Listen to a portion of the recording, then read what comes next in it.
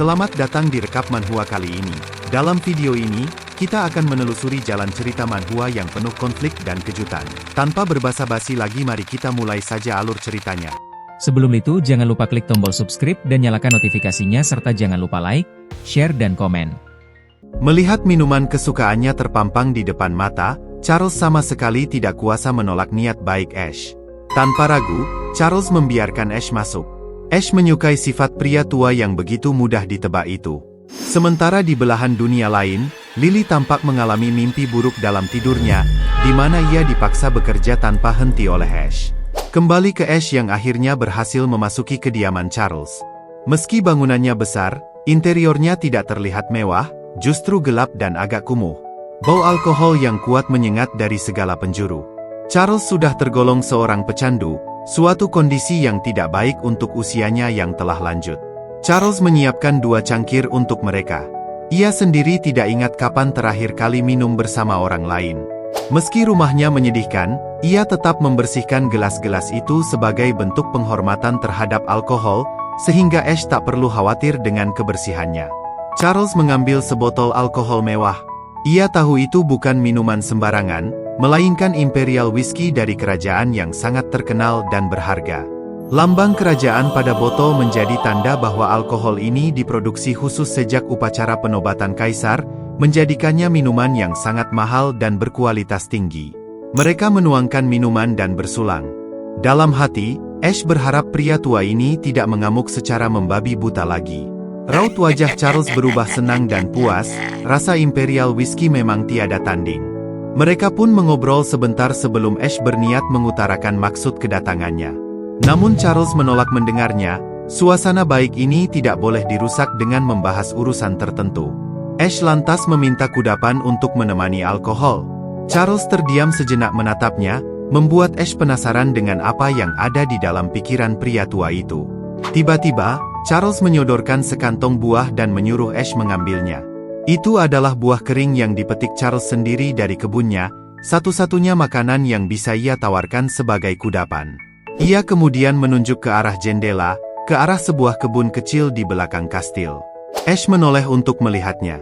Kebun itu kecil namun terawat dengan baik, sebuah kontras aneh dengan kastil tempat tinggalnya yang begitu kumuh dan kotor.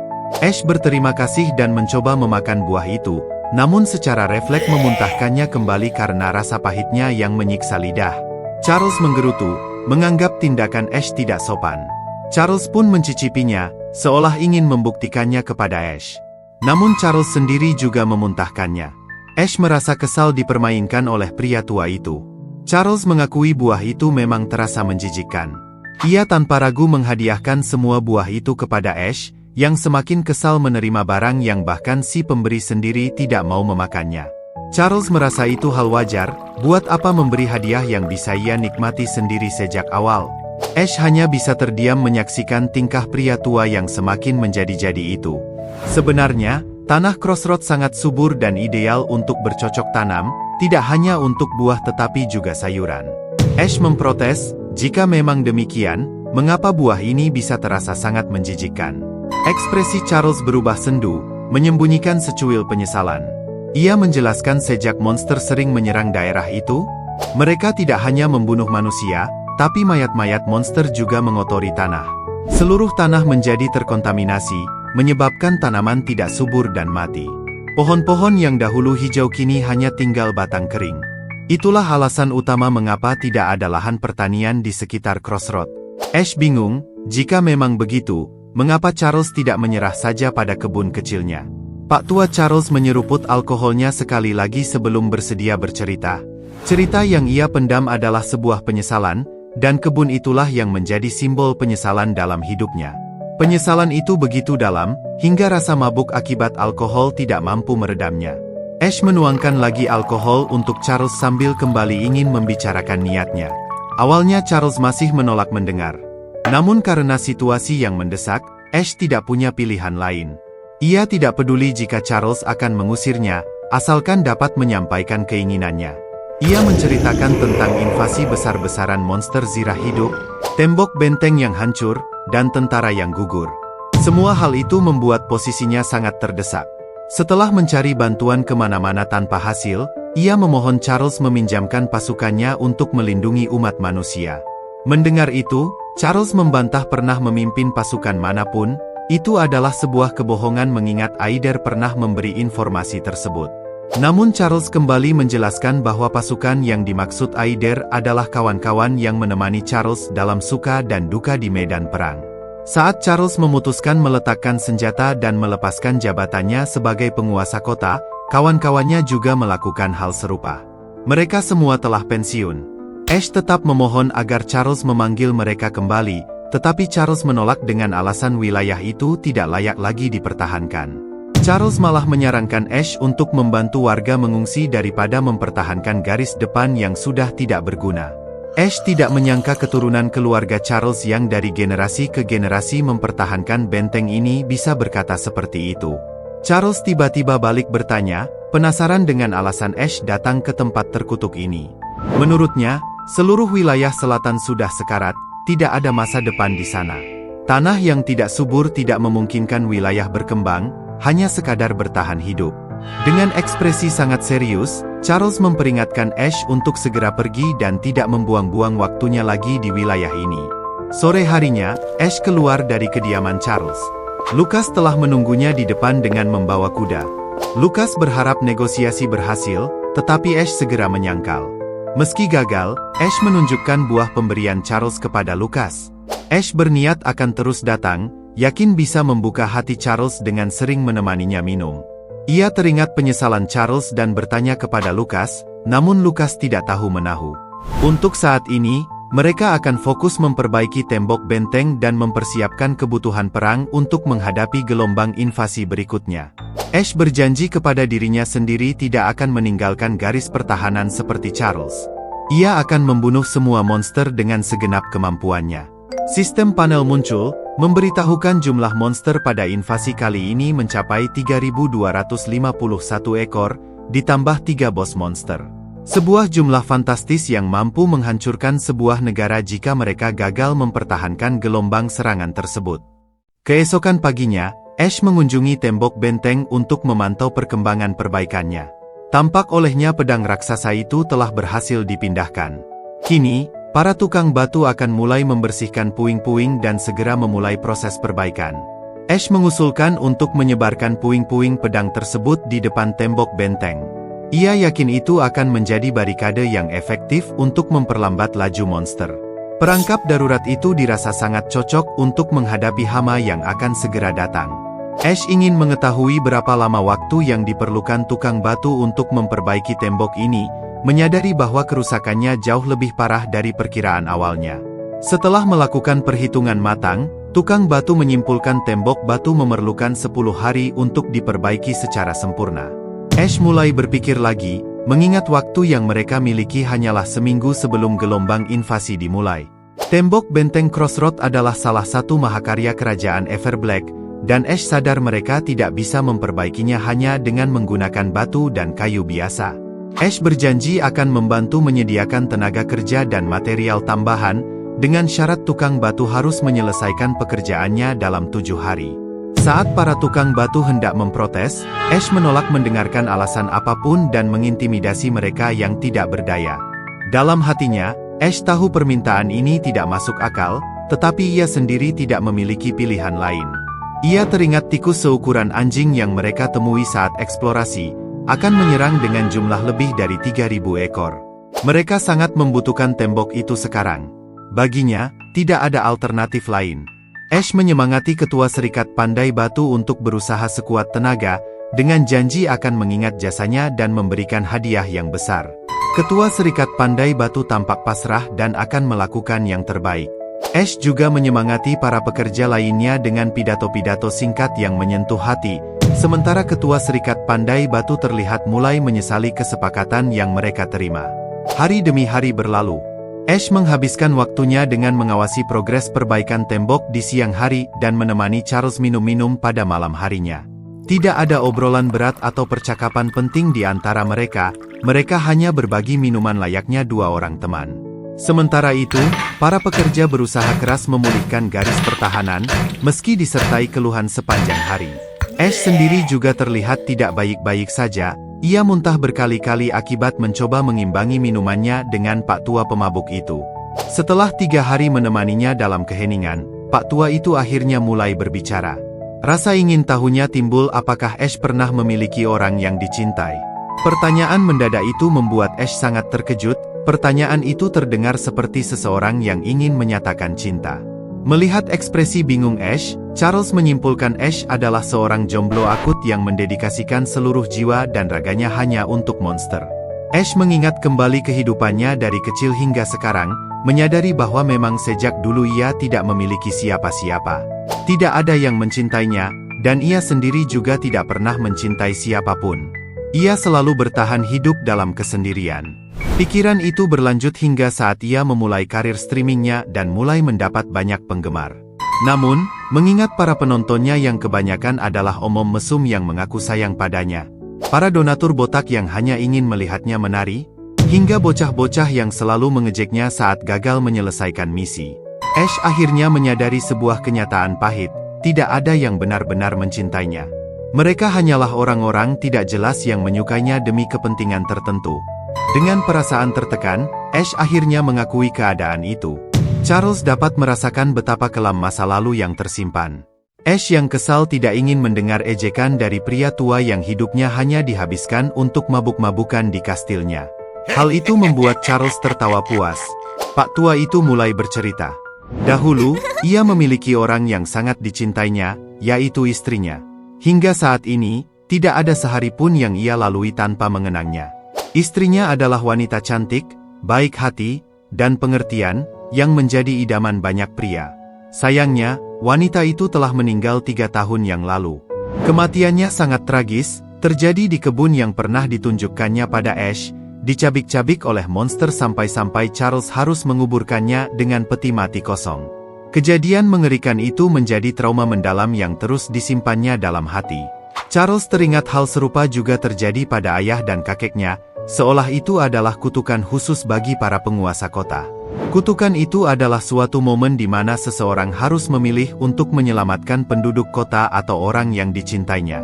Tidak ada yang bisa lolos dari kutukan ini, para nenek moyangnya juga mengalaminya dari waktu ke waktu. Dan momen itu akhirnya menghampiri Charles. Saat itu, keadaan kota sangat damai, namun pemasukan mulai menipis. Charles pun memutuskan untuk memulai sebuah bisnis. Istrinya menyarankan untuk membangun lahan pertanian di wilayah selatan. Charles mendengarkan saran itu dan memeriksa segala faktor, dari ancaman monster hingga kesuburan tanah. Ketika lahan pertanian akhirnya dibangun, para pengungsi mulai berdatangan karena mendengar rumor tentang tanah yang subur. Kebun yang ditunjukkan pada Ash itu adalah bagian dari lahan pertanian yang mereka bangun saat itu. Charles teringat bagaimana istrinya memberikannya buah pertama hasil panen. Buah itu tidak manis, namun terasa sebagai buah terenak yang pernah ia makan. Mereka sempat berharap dapat hidup damai selamanya tanpa perlu membunuh monster lagi. Namun, kenyataannya tidak semudah itu. Para monster akhirnya menyerang dengan jumlah 100 ekor dan bertubuh raksasa. Charles segera berpamitan pada istrinya untuk memimpin pasukan mempertahankan tembok benteng. Sesampainya di kota, barulah ia tahu bahwa pasukan monster terbagi 2, sekitar 1 lusin darinya memisahkan diri dan menyerang lahan pertanian. Sementara itu, di benteng, pasukan utama monster telah menyerang habis-habisan. Pada saat itulah Charles dihadapkan pada pilihan mustahil, menyelamatkan istrinya atau semua penduduk Crossroad. Situasi yang mendesak tidak memberinya banyak waktu untuk berpikir. Ash langsung dapat menebak sang penguasa kota pasti memilih untuk melindungi kotanya. Charles membenarkan. Ia mempertahankan tembok kota habis-habisan dan berhasil mengalahkan semua monster setelah pertempuran berjam-jam. Namun, saat ia kembali ke rumah, pemandangan mengerikan menyambutnya. Lahan pertaniannya hancur, tanahnya memerah oleh jasad para warga dan pekerja. Ratusan nyawa melayang, termasuk nyawa anak dan istrinya. Charles menyalahkan dirinya sendiri. Itu adalah keputusannya, dan yang paling menyiksanya adalah saat mengambil keputusan itu, ia sebenarnya sudah mengetahui konsekuensinya. Keputusan yang terasa seperti dengan sengaja meninggalkan istrinya. Tentu saja putrinya menyalahkannya atas semua yang terjadi dan akhirnya memilih meninggalkannya sendirian. Pada akhirnya, tidak ada hal baik yang tersisa. Istrinya mati, putrinya pergi, dan kini ia membusuk sendirian menunggu ajal tiba. Inilah kutukan yang Charles maksud. Sebuah kutukan yang lambat laun akan dialami pula oleh Ash. Charles yakin Ash pernah mendengar julukan yang diberikan orang pada kota ini. Kota ini dijuluki kota kuburan. Sebuah kota yang dibangun di atas ribuan mayat, dan kota ini akan menuntut sesuatu dari Ash. Charles memperingatkan Ash tentang hal itu. Ia berharap Ash dapat melakukan sesuatu saat momen itu tiba, saat ia harus merelakan seseorang demi menyelamatkan kota. Ash hanya terdiam. Ia tahu Charles tidak membual. Cerita dan pengalamannya, ditambah bukti sejarah yang tercatat, cukup jelas membuktikan hal itu. Itulah pula alasan Charles melepaskan jabatannya tanpa mewariskannya kepada putrinya. Charles hanya ingin putrinya selamat dan menjalani kehidupan bahagia, jauh dari wilayah terkutuk ini. Dengan kata lain, Charles berusaha keras menjauhkan pewaris terkuatnya dari nasib malang ini. Charles dengan serius dan tulus memohon pada Ash untuk tidak memaksanya melindungi kota lagi. Ia telah mengorbankan orang yang paling berharga. Kini, ia lelah dan ingin berhenti, menikmati sisa hidupnya dengan tenang. Raut wajah Charles yang lelah dan pasrah terpancar jelas dan dapat dirasakan dengan kuat oleh Ash. Ia ingin mati dengan damai di kebun milik istrinya, seolah itu adalah bentuk penyesalan terakhir karena tidak bisa mendampingi sang istri di momen terakhirnya. 5 hari kemudian, tembok benteng masih dalam tahap perbaikan, hanya menyisakan waktu 2 hari sebelum gelombang invasi berikutnya tiba. Ash berinisiatif menghibur para pekerja dengan membawakan makanan dan minuman untuk dinikmati saat jeda istirahat. Para warga memuji sang pangeran yang pengertian, meski permintaan mereka untuk alkohol langsung ditolak dengan halus oleh Ash. Ash menuangkan minuman untuk ketua Serikat Pandai Batu sambil menanyakan perkembangan pekerjaan. Sang ketua membawa kabar baik. Pekerjaan akan selesai tepat waktu berkat tambahan tenaga dan material dari Ash. Tembok benteng dipastikan akan selesai diperbaiki dalam 2 hari, bertepatan dengan dimulainya serangan monster. Ash yang senang mendengarnya berencana menambah pertahanan dengan sesuatu yang sangat berguna. Ia berniat menggunakan gulungan sihir pemanggil mesin penembak otomatis yang telah diidentifikasi dan diserahkan oleh ketua Serikat Alkemis. Gulungan itu kini sudah dapat digunakan setelah berhasil diidentifikasi oleh para alkemis. Tanpa menunda, Ash segera mengaktifkan gulungan tersebut. Kemampuan sihir pemanggil mesin penembak otomatis pun berhasil ia kuasai, siap untuk digunakan kapan saja. Namun, memanggil satu mesin tetap memerlukan bahan-bahan tertentu yang kebetulan telah terkumpul dari material invasi sebelumnya. Ash lalu memasang mesin pertahanan itu di atas gerbang benteng. Puing-puing besi dan batu tiba-tiba diselimuti aura magis yang membuatnya melayang dan mulai menyatu. Puing-puing tersebut menyusun satu sama lain, membentuk sebuah meriam pertahanan yang akan membantu menjaga tembok benteng. Setelah beberapa saat, mesin penembak otomatis itu terbentuk sempurna menjadi sebuah meriam yang dapat menembak otomatis, meski memiliki jeda isi ulang. Mesin itu juga dapat bergerak membidik target sesuai dengan perintah Ash. Ash memandang kagum pada meriam tersebut, sementara mata ketua alkemis berbinar-binar menyaksikan arsitektur sihir yang telah lama hilang. Para pekerja juga bersemangat dan semakin yakin monster tidak akan mampu menembus pertahanan dengan adanya meriam hebat ini. Ash berharap hal yang sama, meski dalam hatinya ia tahu pertarungan melawan monster tidak akan semudah itu. Usai dari benteng, Ash menyempatkan diri mengunjungi Pandai Besi. Lucas telah menerima zirah besi baru yang mereka pesan beberapa hari sebelumnya. Zirah itu ditempa dengan inti jiwa kesatria Spectre sebagai bahan utama, memberikan resistansi fisik 33% dan kemampuan untuk memasuki mode Spectre. Dalam mode Spectre, pengguna menjadi kebal terhadap serangan apapun selama 5 detik, namun tidak dapat menyerang. Lucas begitu terharu dan berjanji akan menjaganya baik-baik. Sikap berlebihan Lucas selalu membuat Ash sedikit canggung. Hal itu dapat dimaklumi mengingat Ash yang dulu sangat tidak peduli dengan bawahannya. Bahkan secangkir teh pun tidak pernah mereka dapatkan. Ash mengapresiasi kerja Pandai Besi. Pandai Besi itu mengaku sangat bersemangat dapat menempa material langka setelah sekian lama. Sang Pandai Besi dengan antusias menawarkan jasanya untuk menempa apapun yang Ash butuhkan di masa depan. Ash teringat dalam permainan, Pandai Besi inilah yang paling berjasa baginya, sehingga ia akan terus mempercayakannya. Setelah urusan di Pandai Besi selesai, Ash mengajak Lukas ke suatu tempat di sisi barat kota untuk menghadiri sebuah prosesi penting. Sesampai di tujuan, suara tembakan senapan membahana memecah kesunyian. Sebuah prosesi pemakaman kembali digelar untuk mengenang para prajurit yang gugur di gelombang invasi sebelumnya. Jumlah korban kali ini memang tidak sebanyak di tahap tutorial, namun hal itu tidak membuat perasaan Ash menjadi lebih ringan. Paduan suara kembali berkumandang, mengantarkan jiwa-jiwa prajurit ke peristirahatan terakhir mereka. Prosesi pemakaman pun berakhir tanpa terasa. Pada malam harinya, Lukas menemani Ash yang duduk di bawah pohon, memandang deretan batu nisan yang teratur. Charles tiba-tiba muncul dan menyapa, menyampaikan kekagumannya pada Ash yang memberikan kompensasi besar bagi keluarga yang ditinggalkan.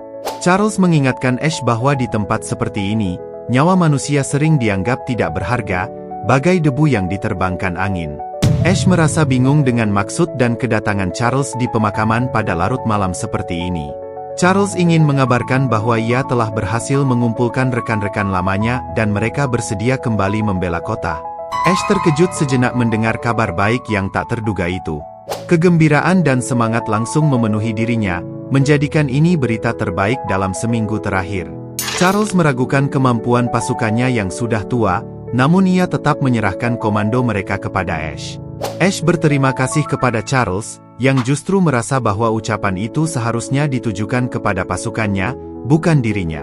Ash tidak menduga Charles benar-benar mau membantunya, mengingat dalam pembicaraan sebelumnya pria itu sempat menolak.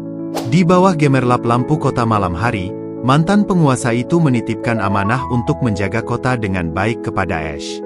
Ash berjanji akan berusaha sekuat tenaga untuk menggantikannya melindungi penduduk yang dicintai Charles. Charles kemudian beranjak pergi. Ash mengucapkan selamat tinggal dan menyarankannya menjaga kesehatan, sambil berjanji akan membawakan tanaman obat saat berkunjung nanti. Charles hanya membalas dengan sebuah tatapan yang dalam, seolah mengisyaratkan sebuah perpisahan untuk selamanya. Ia lalu melambai sebagai tanda pamit sebelum pergi lebih dulu. Saat itu, Ash mengira Charles hanya akan pulang ke kebunnya. Ia tidak tahu bahwa itu adalah pertemuan terakhir mereka. Walaupun sudah tua, kemampuan Charles dalam melindungi wilayah ini tidak perlu diragukan lagi. Namun, di balik itu, ia telah kehilangan banyak hal demi membela kota. Itulah sebabnya Ash tidak pernah memaksanya untuk kembali bertarung. Ash mengira mereka dapat bertemu kembali, bercengkerama layaknya teman baik dan mendengarkan nasihatnya seperti seorang ayah. Sayangnya, kesempatan itu tidak pernah datang lagi karena Charles telah pergi dari Crossroad untuk selamanya. 2 hari kemudian, tembok benteng kota telah berdiri sempurna. Ketua Serikat Batu yang tampak gemetar karena kelelahan memberitahu Ash bahwa fungsi tembok telah pulih. Ash berjanji akan memberinya hadiah yang pantas atas semua kerja kerasnya beberapa hari ini. Ash telah mempersiapkan persediaan peluru meriam dan anak panah dalam jumlah besar. Berkat bantuan Charles, pasukan bertahan bertambah dengan 300 tentara senior yang berpengalaman. Jumlah pasukan Charles di masa jayanya dulu memang mencapai 1000 orang. Bagaimanapun, Ash bersyukur atas bantuan mereka dan tidak perlu mengkhawatirkan kemampuan mereka di medan perang. Ditambah dengan meriam otomatis yang telah dipasang, yang siaga memantau pergerakan musuh. Ash merasa bangga dengan ciptaannya itu, bagaikan seorang ayah yang bangga pada anaknya. Ia juga telah menyiapkan zona pembantaian yang diharapkan dapat menghentikan laju monster. Kali ini, Ash merasa segala persiapan telah sempurna dan yakin dapat menghadapi gelombang monster dengan mudah. Sayangnya, Ash tidak menyadari bahwa selain monster, akan ada pengganggu lain yang ikut campur dalam invasi kali ini. Seorang prajurit pengintai memacu kudanya dengan cepat menuju tembok benteng untuk melaporkan situasi yang disaksikannya. Dengan suara lantang, ia memperingatkan pasukan penjaga untuk bersiap. Sekelompok monster tikus sedang mendekat dengan kecepatan tinggi. Debu-debu yang membumbung dari kejauhan menandakan para monster telah tiba di medan perang. Sementara itu, Ash mengamati situasi sambil memperhitungkan waktu terbaik untuk menyerang. Tiba-tiba, sosok lelaki bertopeng badut muncul di tengah-tengah kerumunan monster sambil membawa seruling yang seolah mampu mengendalikan mereka. Ash memandang sosok asing itu dengan perasaan tidak enak, mengingat invasi monster selalu diwarnai kejadian tak terduga. Ia berusaha mengingat-ingat karakter dalam permainan masa lalunya yang mirip dengan pria tersebut. Ash menunjuk sosok itu kepada Lukas, berharap rekannya juga dapat melihatnya. Namun, mata Lukas tidak melihat siapa-siapa di tempat yang ditunjuk, membuat Ash merasa bingung karena yakin itu bukan halusinasinya. Ash lalu memanggil Damian dan menanyakan hal yang sama, berharap kemampuan khusus mata Damian dapat menangkap keberadaan pria itu. Damian segera menggunakan kemampuannya, sayangnya ia juga tidak melihat siapa-siapa di sana. Ash mulai meragukan penglihatannya sendiri, yang mungkin terganggu oleh debu-debu beterbangan. Dalam hati, Ash berharap sosok itu tidak nyata. Keberadaan pria bertopeng badut itu akan berarti malapetaka mengerikan bagi gelombang invasi kali ini. Getaran mulai merambat di tanah sekitar tembok benteng, pertanda monster semakin mendekat. Ash menguatkan mentalnya. Siapapun yang datang, manusia atau monster, ia bertekad untuk mempertahankan garis pertahanan ini. Monster-monster tikus akhirnya memperlihatkan wujud mereka dengan mata menyala seperti telah kehilangan kesadaran dan hanya dipenuhi amukan liar. Ash memerintahkan regu artileri untuk bersiap membidik zona pembantaian, persis seperti gelombang sebelumnya.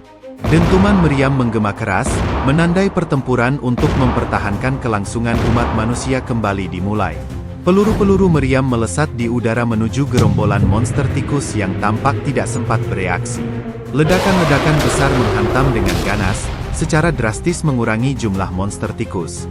Para monster tikus itu terjebak dalam formasi zona pembantaian yang dirancang Ash.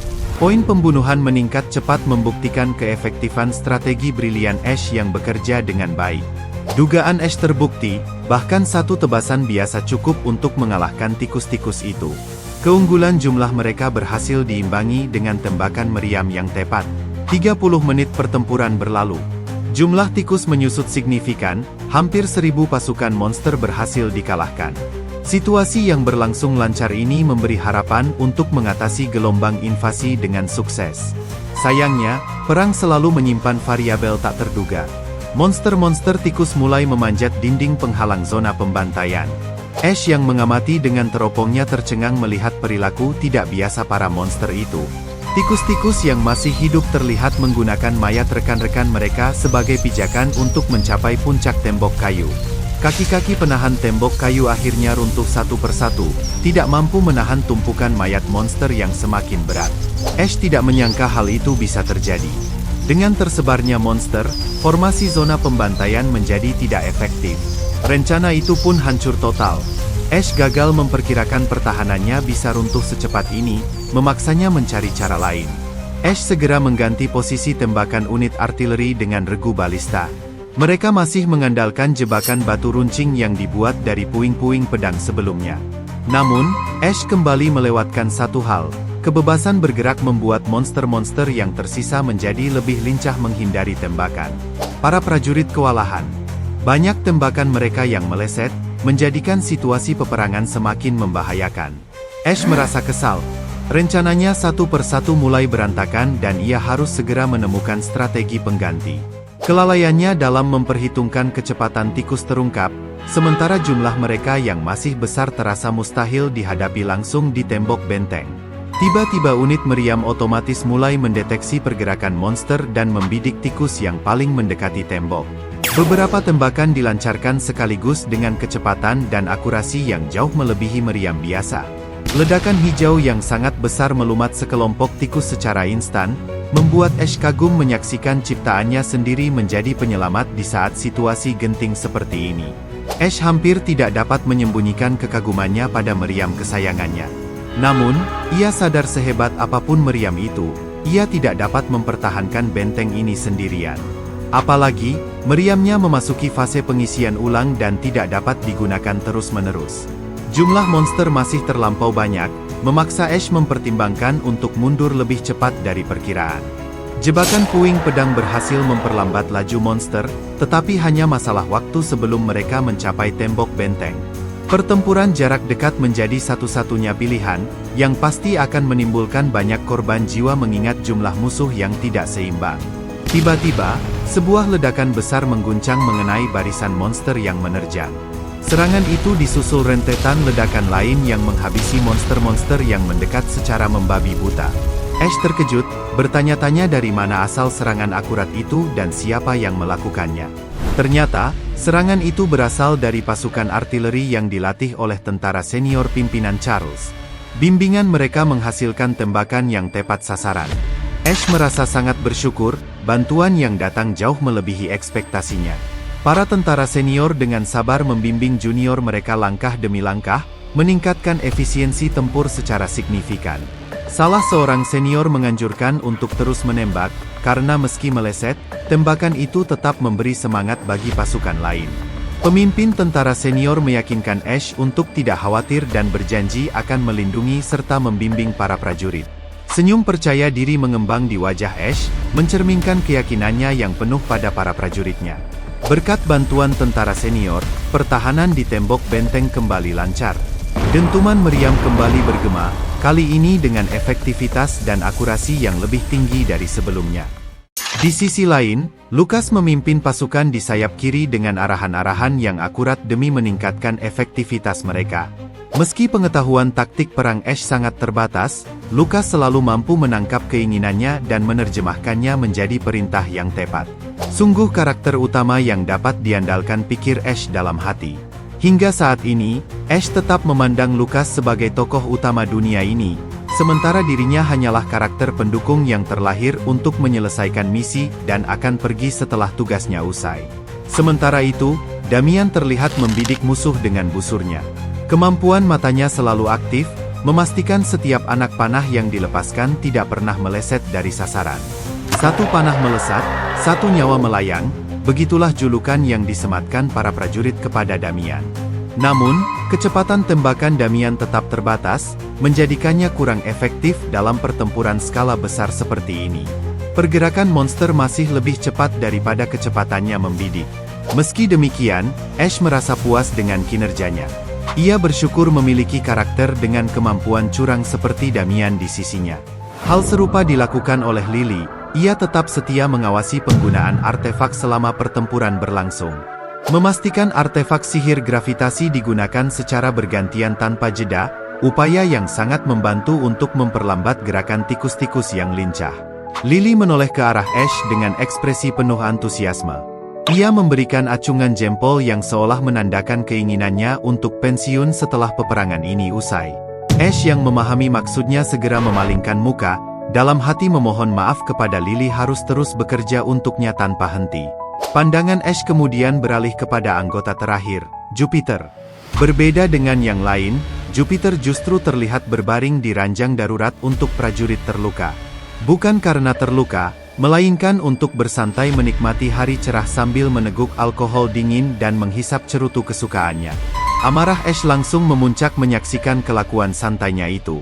Kemarahan Ash mendistorsi aura di sekelilingnya, memancarkan perasaan dingin mengerikan yang dapat dirasakan oleh Jupiter. Tatapan itu membuat Jupiter bangkit dan kembali bekerja dengan alasan punggungnya sakit akibat mengumpulkan mana. Andai Jupiter bukan penyihir utama mereka, Ash sudah membentaknya sedari tadi. Jupiter berjanji akan menjalankan tugasnya dengan sempurna, namun dalam hati Ash tetap tidak menyukai nenek tua itu. Meriam otomatis yang setelah diisi ulang, kembali memuntahkan peluru-peluru penghancur. Tembakan meriam itu akurat, cepat, mematikan, dan berskala luas, menjadikannya kontributor utama di medan perang. Ash semakin menyayangi meriam miliknya, memeluknya seolah memberi semangat agar bekerja lebih keras lagi. Bahkan Ash menduga invasi ini dapat diselesaikan tanpa korban jiwa. Sayangnya harapan itu menjadi mimpi belaka ketika Ash kembali melihat sosok pria bertopeng dari kejauhan. Kali ini ia yakin itu bukan halusinasinya. Pria itu benar-benar ada dan sedang menatap ke arah mereka seperti sedang merencanakan sesuatu. Merasakan firasat buruk, Ash segera memeriksa situasi menggunakan kemampuan peta kreasi miliknya. Tampak banyak gerombolan monster yang berhasil menyusup dari arah samping. Dalam permainan, memang banyak fitur dengan variabel tak terduga yang menambah keseruan. Baik NPC dari Danau Hitam maupun kerajaan musuh, semua musuh memiliki kemungkinan untuk membuatnya kalah dalam permainan.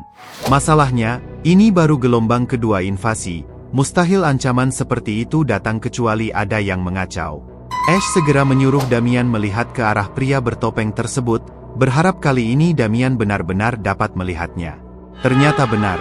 Damian dapat melihat pria itu, seorang bard, profesi pemusik dengan berbagai kemampuan unik. Ash memerintahkan Damian untuk segera menembak pria tersebut. Perintah itu membuat Damian terkejut dan panik. Ia belum pernah sekalipun menembak manusia. Ash akhirnya teringat, pria bertopeng itu adalah NPC dari Danau Hitam dengan ciri khas pakaian badut. Ash mendesak Damian untuk segera menembak sebelum pria itu memainkan serulingnya. Damian berusaha menaati perintah pangerannya, mengangkat busur dengan tangan yang gemetaran. Namun, semuanya sudah terlambat. Pria misterius itu telah meniup serulingnya. Begitu seruling berbunyi, pola pergerakan monster berubah menjadi aneh. Mereka berhenti menyerang, seolah sedang mendengarkan perintah dari pria tersebut.